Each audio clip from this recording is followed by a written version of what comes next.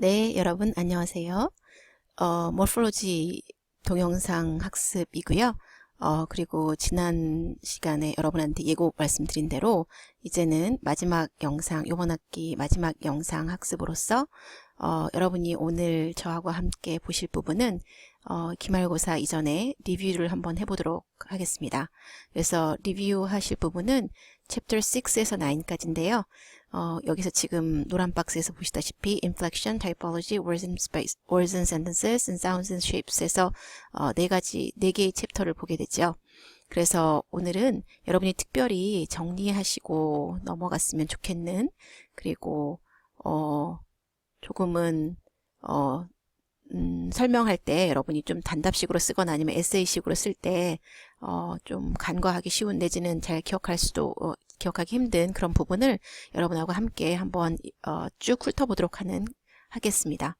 네, Major Concepts in Terms에서 Chapter 6에서는 Inflection 부분에서 Inflection의 정의, 그리고 데리베이션과의 어떤 차이, 이런 것들을 정리하도록 하겠습니다.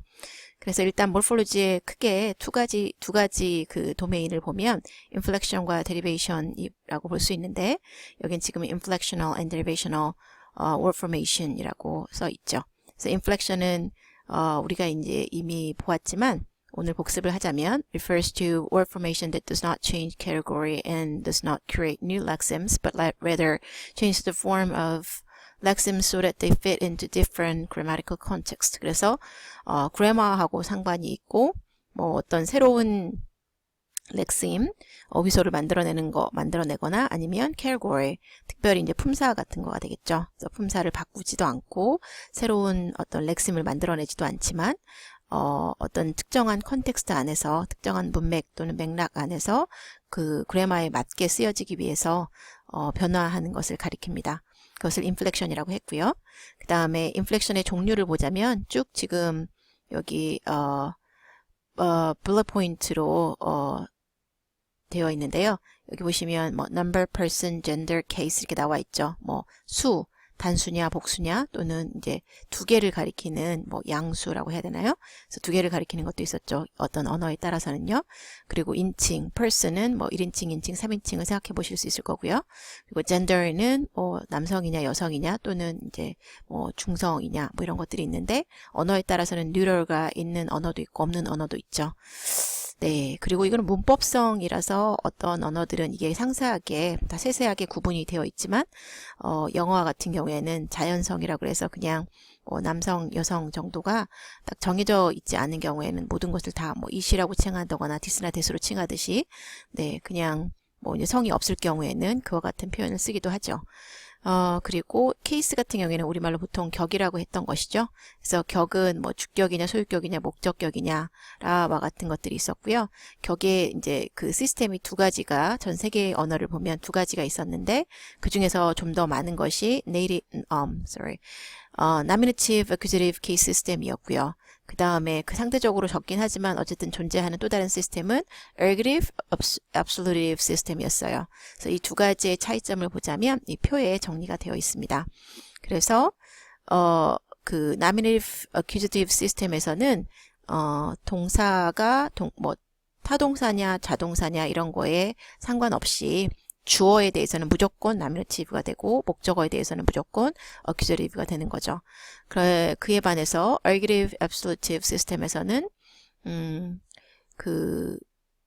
이 자동사의 주어와 그다음에 타동사의 목적어를 같은 성격의 것으로 보아서 이들을 absolutive 격으로 쓰게 되고요. 그리고 그에 반해서 다른 한편으로는 그 타동사의 주어는 달리 보는 거죠. 타동사의 주어를 ergative로 보는 그런 시스템이 되겠습니다. 그래서 이 두 가지의 차이점, 물론 언어에 따라서 뭐 이제 이 앞에 나왔던 영어 같은 여러분이 잘 알고 계시는 영어의 경우에는 nominative accusative 시스템이 되겠고요. 그리고 조지안과 같은 그런 언어는 이제 지금 보신 ergative absolutive 시스템이 되겠습니다. 그래서 이 두 가지 차이점을 표로 정리되어 있는 것을 여러분이 머릿속에 기억하고 계시면 참 좋을 것 같습니다. 네, 그리고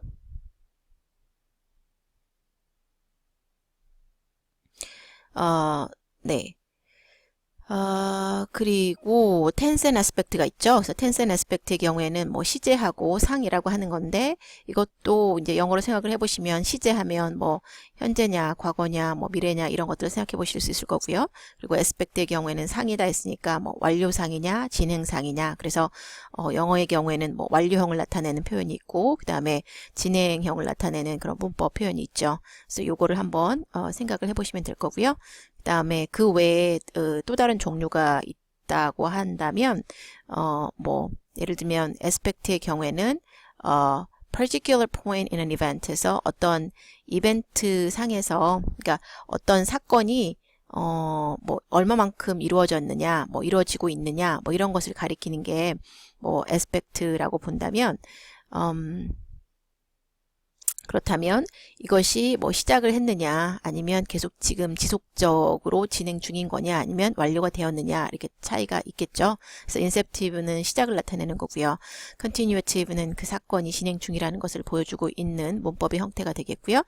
completive는 그 의미가 보여주고 있듯이 그 the end of event 그래서 어떤 사건이나 뭐 상황이 종료가 되었다라는 것을 가리킨다고 생각하시면 되겠습니다. 그래서 그와 같은 것을 표시하는 그러한 뭐 suffix든 어떤 affix가 존재하는 언어가 있다는 것이죠. 그리고 또 한편으로 보자면 또 aspect를 나타내는 방법으로 그 quantificational 해가지고 어떤 양적인 것을 보여줄 수도 있습니다. 그래서 뭐 횟수를 나타내는 표현으로서 그래서 나타내는 뭐 semelfactive 하면은 한 번만 어떤 사건이 한 번만 일어났다라는 것을 보여주는 그러한 어떠한 그 문법적인 요소 그 affix가 있는데 그것이 뭐 모든 언어에 다 있는 건 아니고 여기 지금 예시에 나와 있는 이와 같은 언어들이 나올 수 있고요. 존재하고요.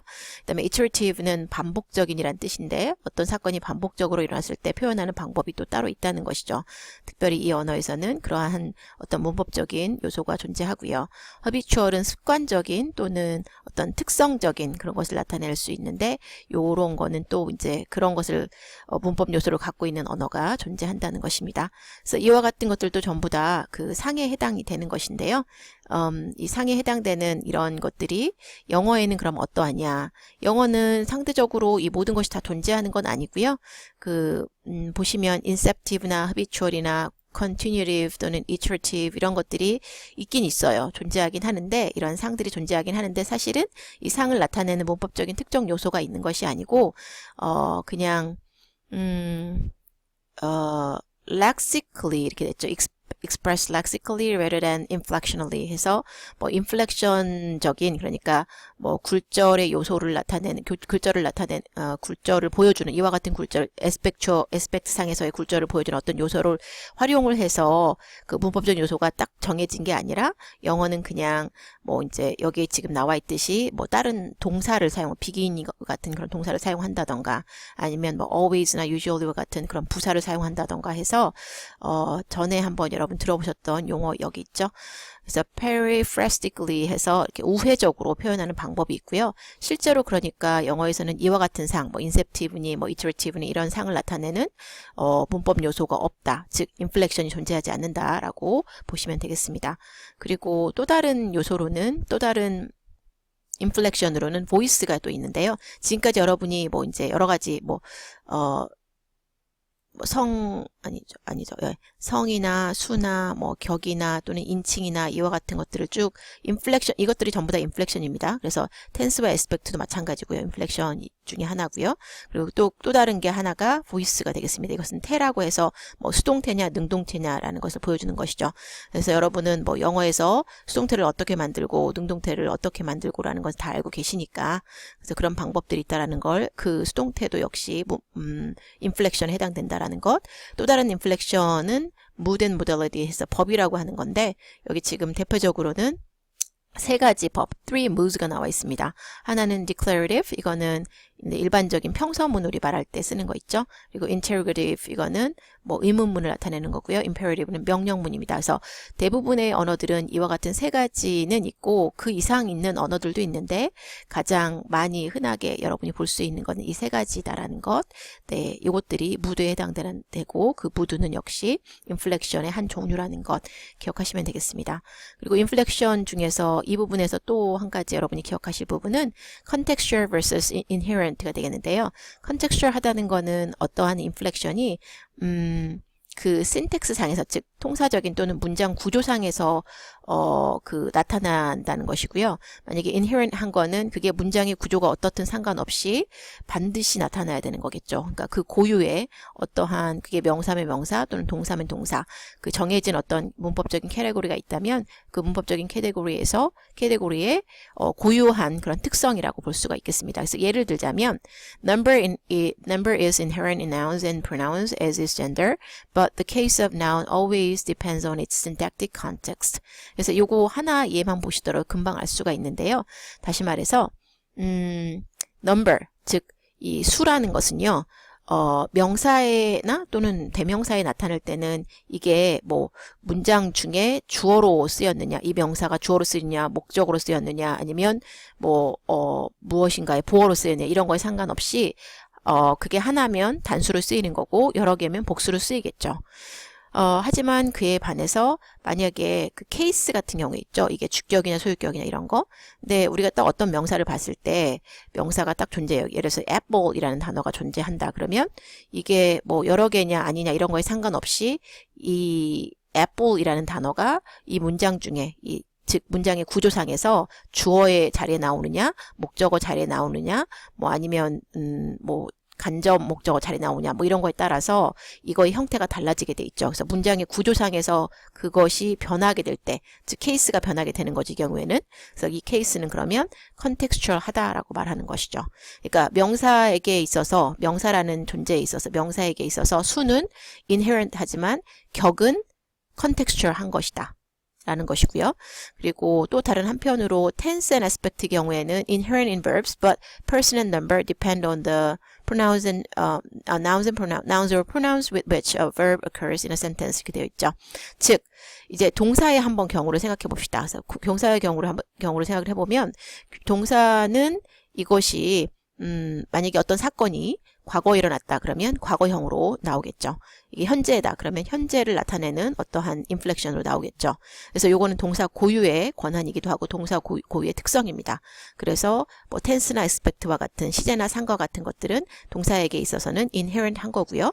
그리고 동사에 만약에 이게 뭐 인칭이 표시가 된다던가 그러니까 3인칭 단수 뭐 이런 거 그래서 인칭이나 또는 수나 이런 것들이 표시된다는 얘기는 동사 고유의 특성이 아니고 주어가 즉 주어 자리에 나오는 어떤 명사가 뭐 1인칭이냐 아니면 2인칭이냐 아니면 단수냐 복수냐 이런 것을 보고서 동사의 어떤 인플렉션을 바꾸는 것이니까 이거는 그 동사의 고유의 특성이 아니라 다른 뭐 명사를 보면서 그 명사에 맞춰주는 거니까 명사에 맞춰주는 것이니까 이거는 그 컨텍스트에 의해서 결정이 된다는 것입니다.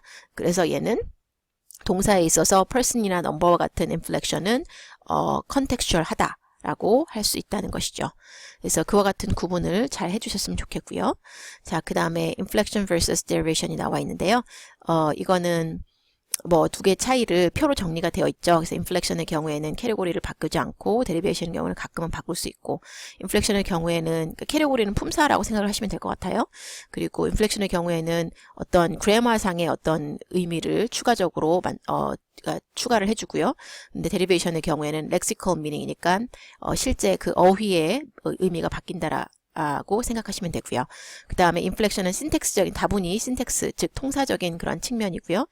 데리베이션의 경우에는 새로운 어휘를 만들어내는 방법이고 인플렉션은 정말 프로덕티브하죠. 대개는 그래서 왜냐하면 뭐 예를 들어서 어떤 명사에 복수형을 만든다 그러면 다 명사에는 s를 붙인다 대부분의 용사는 다 s를 붙이면 복수가 되죠. 그쵸? 그래서 굉장히 프로덕티브한 거고요. 프로덕티브하다고 볼 수 있고요.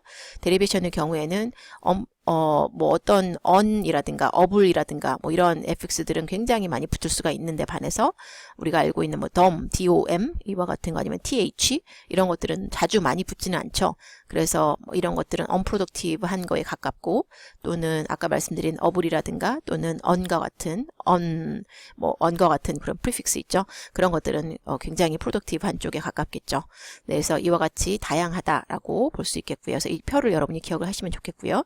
그 다음에 밑에 나와 있는 거는 한 가지 이제 잠깐 포인트 아웃 하자면 예를 들어서 여러분이 inflectional하고 derivational 그 fx가 같이 나왔을 때 어느 걸 먼저 붙이느냐의 그런 문제인데요.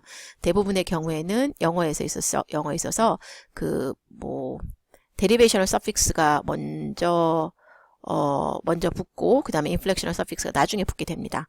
그래서 여기 지금 보시다시피 이게 derivation이고요. 이건 inflection이고 여기서도 이것도 derivation이고 이거는 inflection, 과거를 나타내는 inflection이죠. 그래서 이와 같은 순서로 붙게 된다라는 것, 즉 derivational suffix가 먼저 붙고 그 다음에 inflectional suffix가 나중에 붙는다라는 순서로 정해져 있다라는 것, 이것도 한번 기억을 해보시면 좋을 것 같고요.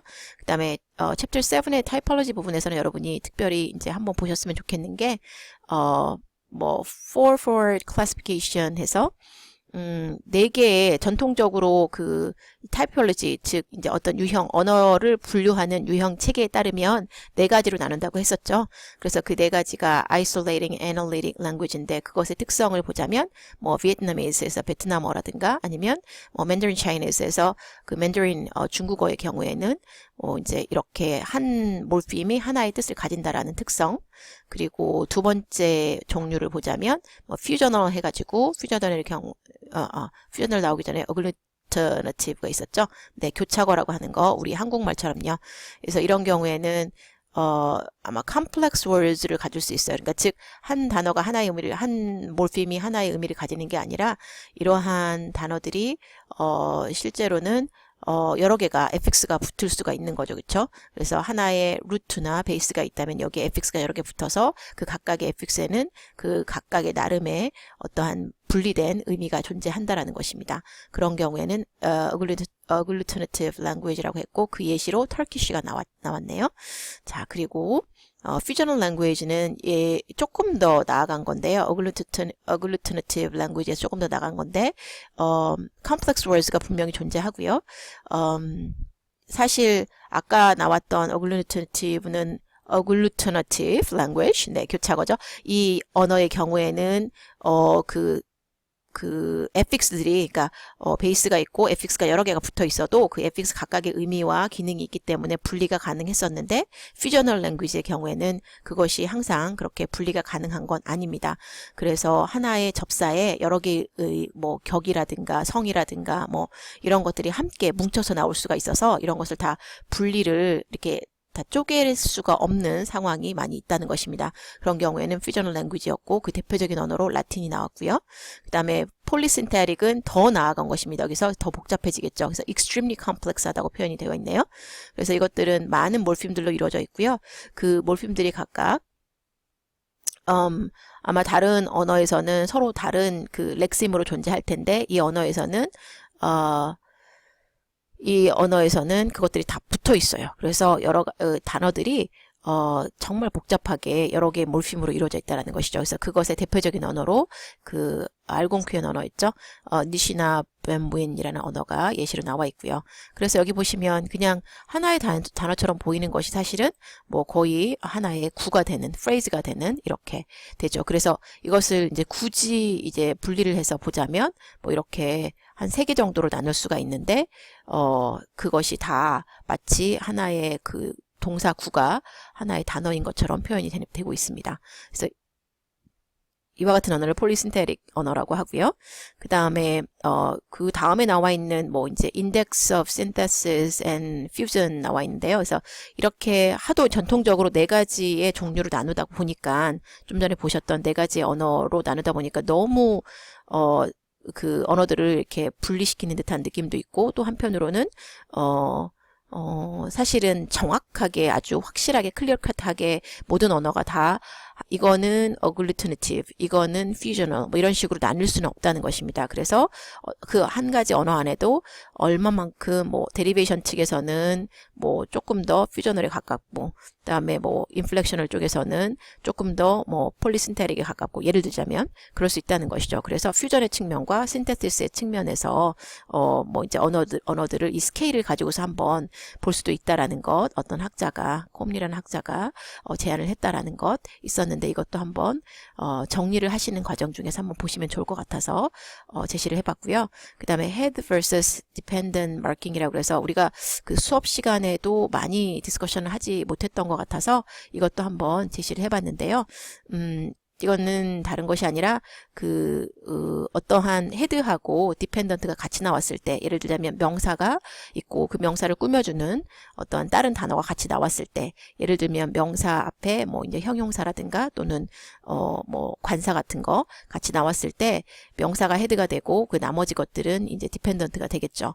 그럴 때 이 둘의 관계를 나타내는 것이 나타내는 어떠한 뭐 인플렉션이게 되겠죠. 그 인플렉션이 헤드 쪽에 표현이 되느냐 아니면 디펜던트 쪽에 표현이 되느냐에 따라서 이것을 디펜던트 마킹 또는 헤드 마킹이라고 하고요. 예를 하나 들어볼게요. 영어의 경우가 있네요. 그래서 영어의 경우에는 the mother's house에서 house가 헤드가 되겠죠. 그런데 이게 누구의 집에서 mother's house에서 apostrophe s라는 이게 이제 인플렉션이 되는데, 인플렉셔널 마킹이 되는데, 이 마킹이 디펜던트에 표시가 되어 있네요. 그러니까 엄마의 집에서, 이 어머니의 집에서 이 디펜던트 표시가 되어 있으니까 이 apostrophe s가 어디에 붙어 있냐에 따라서, 그러니까 요 인플렉션이 여기에 붙어 있으니까 이건 dependent marking language가 되겠네요. 그다음에 헝가리안의 경우에는 그에 반해서 the man's house 이렇게 하면 헤드에 이 R라고 하는 어떤 affix가 붙어요. 그래서 헤드에 이렇게 뭐 두 가지 사이에 관계가 표시가 되니까, 어떤 소유의 관계가 표시되니까 이 언어는 헤드 마킹이라고 하는 것이죠. 그래서 인플렉션이 뭐 헤드하고 디펜던트 중에 어디에 표현이 되느냐에 따라서 헤드에 표현이 되면 헤드 마킹, 디펜던트에 표현이 되면 디펜던트 마킹이라고 구분을 한다는 것입니다. 그리고 correlation은 여기서 특별히 여러분이 기억하실 것은요.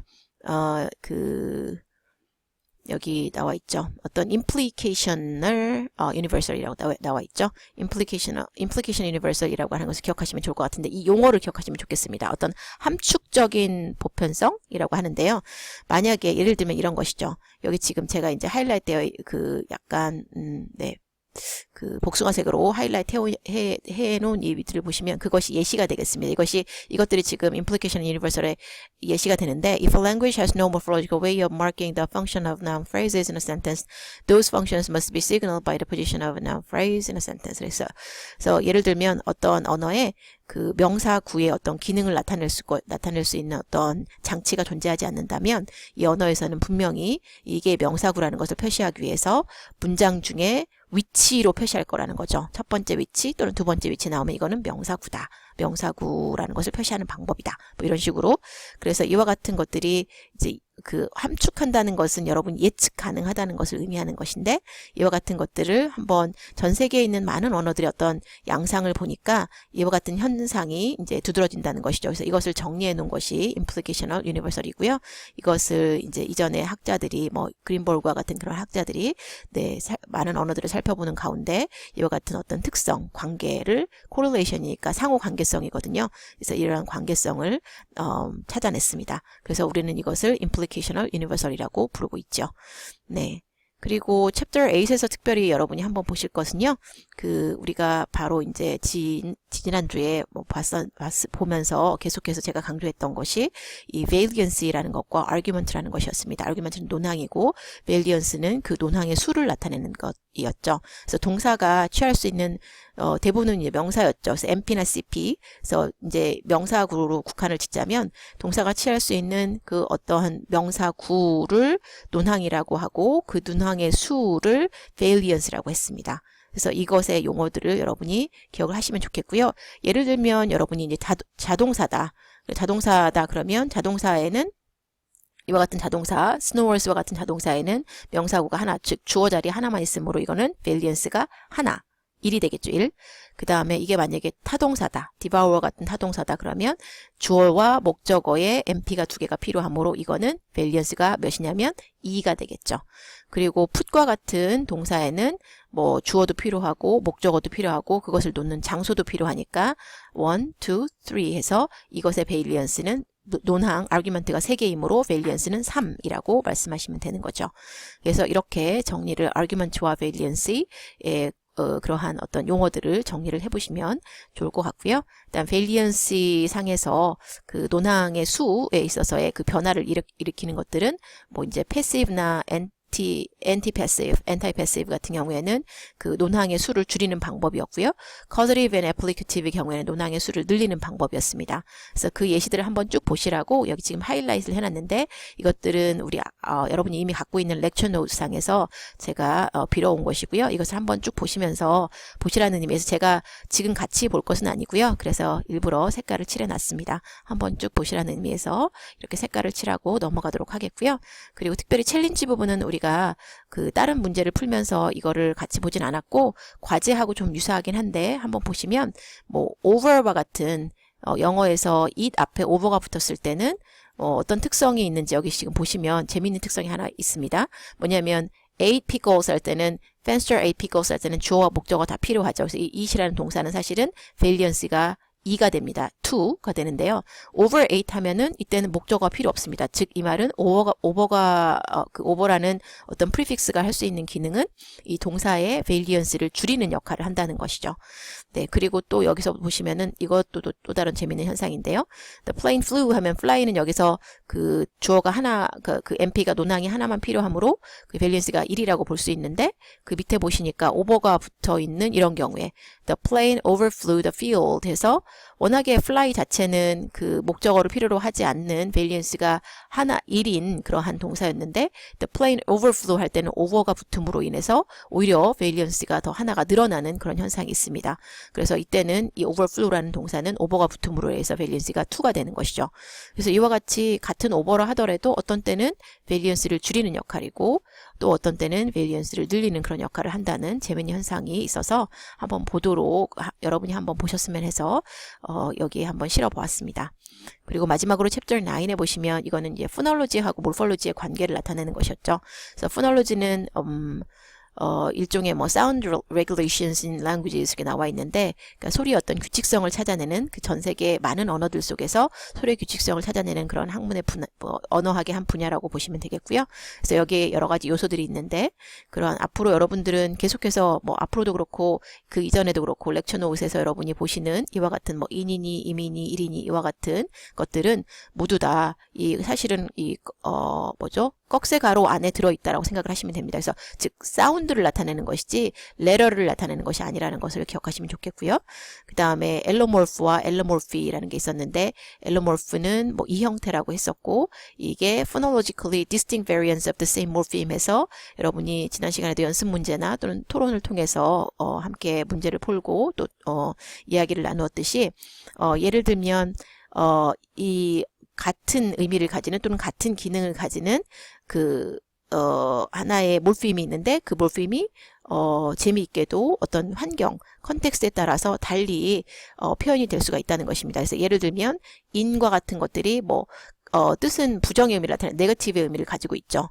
그리고 형용사 앞에 붙고 결국은 하나의 형태의 소에서 나온 것 같은데 뭐 상황에 따라서 또는 컨텍스트에 따라서 임으로 바뀔 수도 있고 일로 바뀔 수도 있다는 것입니다. 그래서 이들은 서로의 어떤 관계에 있냐면 엘로모르프의 관계에 있고요. 이와 같은 엘로모르프의 관계를 그러니까 전체 아울러서 총괄적으로 우리가 부르는 현상은 엘로모르피. 이 형태가 보여주는 현상을 엘로모르피라고 해서 Y를 붙이죠. 그래서 그렇게 생각하시면 되겠고 이걸 한번 정리를 쭉 해보시면 좋을 것 같습니다. 그래서 이 중에서 또 중요한 건 뭐냐면 이러한 엘로모르프들이 여러 개가 있을 때 어느 것을 이 중에서 가장 기본적인 형태, 즉 기저형 또는 underlying form, underlying representation 혹은 UR이라고 전부 다 같은 말이긴 한데요. 우리가 그냥 편의상 UR이라고 부르기도 하고 underlying representation, underlying form 이렇게 부른다고 계속해서 말씀드렸었죠. 그래서 기저형. 그래서 이와 같은 기저형을 여러 개의 엘로모르프 if가 있을 때 기저형을 하나 이제 찾아내는 방법도 대개는 이제 여러 가지 그 다른 방법도 있을 수 있지만 일반적으로는 디스트리뷰션을 많이 본다고 그랬었죠. 그래서 이 중에서 가장 다양한 환경 속에서 나타날 수 있는 것이 바로 기저형, 즉 유할이 된다고 말씀을 드렸습니다. 그래서 뭐 이제 이것을 같이 연습 문제를 통해서 해봤었으니까 여러분도 한번 쭉 보시면서 어느 것이 예를 들자면 이 세 개 중에서 어느 것이 이 세 개의 그 영어의 그 과거형을 나타내는 동사의 과거형을 나타내는 과거 시제를 나타내는 이러한 그 텐스 마커가 이 중에 텐스 마커인 몰핌 중에서 어느 엘르모프가 그 UR 즉 기저형이 되는지 이거는 그 환경을 한번 생각해보고 따져보시면 이제 그 답이 나오겠죠. 그쵸? 그래서 우리 지난 시간에 문제를 풀었었으니까 그걸 한번 쭉 생각을 해보시면서 밑에 지금 제가 이렇게 색깔 칠해놓은 하이라이트 해놓은 부분 역시 아까도 말씀드렸다시피 쭉 한번 읽어보시면서 그 엘르모르피의 개념을 정리를 해봤으면 해서 이렇게 그 우리 핸드아웃상에서 가져온 것이고요. 그 다음에 렉시컬 스트레이라는 이것도 한번 쭉 읽어보셨으면 좋겠는데 사실 다른 게 아니라 이제 마지막에서 한번 보시면서 정리를 해보도록 하겠습니다. 예를 들면 이와 같은 것입니다. 그 영어의 데리베이셔널 모폴로지에서는 두 개의 다른 렉시컬 스트레이트가 있다. 그래서 그 어떤 어휘적인 계층이 다르다는 것이죠. 계층이 있는데 그것이 다름이 아니라 뭐 이제 네이티브하고 난 네이티브가 된다는 것입니다. 네이티브라는 스트레이트 텀이 하나 있고 난 네이티브라는 스트레이트 텀이 있어서 이 두 가지가 서로 다른 어떤 특성을 이루고 있다라는 것이고요. 서로 다른 그룹을 이루고 있다는 것입니다. 그것을 바로 우리는 렉시컬 스트레이트라고 했었고요. 그래서 예를 들자면 왜 이렇게 달리 하냐면 뭐 달리 한다는 걸 뭘 보면 알 수 있냐면 23번과 같이 뭐 to non-native affix는 서로 잘 이렇게 붙습니다. AL 다음에 ITY 바로 붙을 수 있고요. 뭐 IV 다음에 ITY 바로 붙을 수 있고요. 그리고 두 개의 서픽스가 둘 다 네이티브다 그러면 아주 자연스럽게 붙을 수 있어요. 그런데 이제는 서로 상이한 네이티브와 난 네이티브가 함께 나타난다 그러면 이 순서가 있다는 것입니다. 그래서 여기 지금 보여주듯이 먼저 난 네이티브가 먼저 붙고 그 다음에 네이티브가 나중에 붙는 순서로 항상 나온다는 것입니다. 그래서 난 네이티브 먼저 붙고 순서가 그렇게 된다. 네이티브가 나중에 붙고 이렇게 돼야지만이 되지 만약에 반대로 네이티브가 먼저 붙고 난 네이티브가 나중에 붙는 건 안 된다는 것입니다. 그래서 그것을 밑에 화살표로 보시면 we can often stack up two suffixes if the first is non-native and the second native. 그래서 non-native가 먼저 붙게 되면 일단은 어떤 베이스에 non-native가 붙으면 그거 전체를 이제는 그냥 네이티브로 보는 거예요. 이제는 네이티브화 되었다라고 보는 것이죠. 그러므로 거기에 또 다른 네이티브를 붙는 거는 쉬운 것입니다. 그렇죠? 그런데 만약에 반대로 생각을 했을 때 반대로 그 어떤 베이스에 네이티브가 붙었어요. 그러면 그 전체가 네이티브죠. 그러면 그 다음에 난 네이티브가 붙을 수 있냐? 붙을 수 없어요. 왜냐하면 서로 성질이 다른 것들은 같이 붙을 수가 없으니까요. 그러다 보니까 먼저 난 네이티브가 먼저 붙고 네이티브가 나중에 붙는 그런 현상이 일어난다는 것입니다. 네, 그래서 거기까지 해서 지금 이제 우리가 시험 범위가 되었던 챕터 6에서 9까지의 그런 어떤 중요 개념들에 대해서 제가 짚어보았고요. 물론 다른 것들을 여러분이 뭐 렉처 노트상에 그 존재하는 다른 것들을 아예 보지 말고 뭐 공부를 하지 말고 그런 뜻은 아니고요. 한 번 더 다른 것들도 중요하기 때문에 한번 쭉 보시긴 하셔야 됩니다. 그렇지만 그 중에서 특별히 여러분이 개념을 이제 크게 정리를 좀 한다면 지금 말씀드린 이와 같은 용어들 또는 개념들을 정리를 하고 뭐 나머지 상세하게 들어갈 내용들 또는 예문들, 예시들 이런 것들을 보시면 훨씬 더 도움이 될 것 같아서 한번 본 학습 동영상에서 정리를 해보았습니다. 네, 여러분 그러면 문제를 쭉 보시고 공부를 하면서 그러니까 학습을 쭉 지금까지 배웠던 것을 정리를 잘 하셔서 우리 시험 때 아주 가벼운 발걸음으로 오셔서 잘 푸실 수 있었으면 좋겠습니다. 네, 수고 많으셨고요. 여기까지 마치도록 하겠습니다.